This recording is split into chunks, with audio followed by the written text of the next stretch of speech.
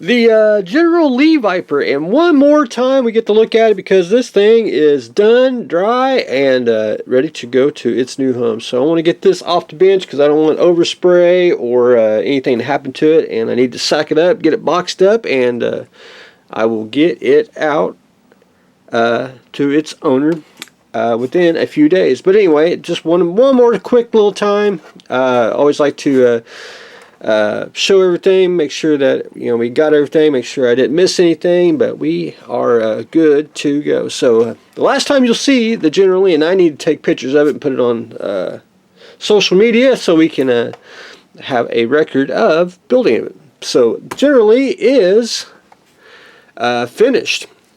The Tiger, I didn't get a whole lot done. I finished chipping. I'm satisfied with all the chipping paint on it. Now I'm going to go in and I want to darken up the vents and a little more of the exhaust there, and then I'm going to take my trusty old powders and we're going to do some weathering, do some streaking. I need to do some like streaking grime, where it's like water raindrops, just little stuff. It's just going to pick at it for a while until we get it a little more weathered. Got to do a couple more washes and make some stuff just pop out just a little bit more. But anyway, I'll be plugging on that in the next day or two.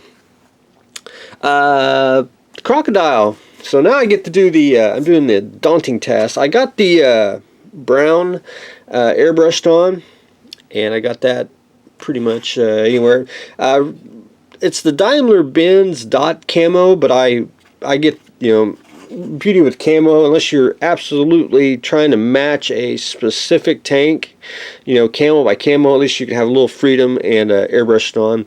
I like the camo that's more of a line, but I don't like it like I've seen some German tanks where they have like straight lines. I like a little more oddity to it. But anyway, that's my version of that. And now I'm down to the dot camo pattern, which I'm just taking my surface primer here, taking a micro brush, which I got a big tub of this. There they are.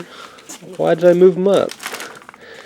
I got a big tub of the micro brushes, which I could have paid $2, who knows. But anyway, you take a micro brush, and you can either use the tip or I whacked it off because I just wanted it for the point edge on there, and then when you get paint built up, it actually works out great. But anyway, taking the Tiger Yellow surface primer and actually just taking dots and doing the dots over the brown.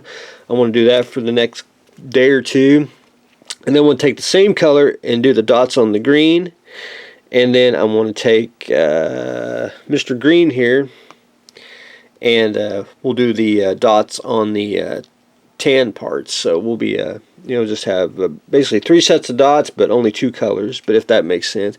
But my dots are going to be very thin, minute. I don't want them really too, I don't want it dominant or it shows it just a whole lot of dots on it. You want them kind of muted so it looks where you can see the camo but still have the dots and everything and all that. But anyway, I'm going to put the dots in, and then I'll do some weathering as we go. I'm probably going to try to weather it as I do the tank, because a lot of the same tank colors there. But before I do that, though, I got to paint the tracks, because I want to actually get the tracks weathered at the same time. But anyway, I always like to I don't know if they actually did it, but solid color road wheels, I know aesthetically painting, it looks cool. I don't know if they actually did it in real life, and I know this ain't a real tank, but it's one of those mysteries of the world. But anyway, that's what I have got going on today. We are doing some dot camouflaging, getting ready to do some additional weathering to the Tiger, finish the General Lee, and up next for the Build for Others, we are going to we're actually going to build 2 models. We're going to build the HE111.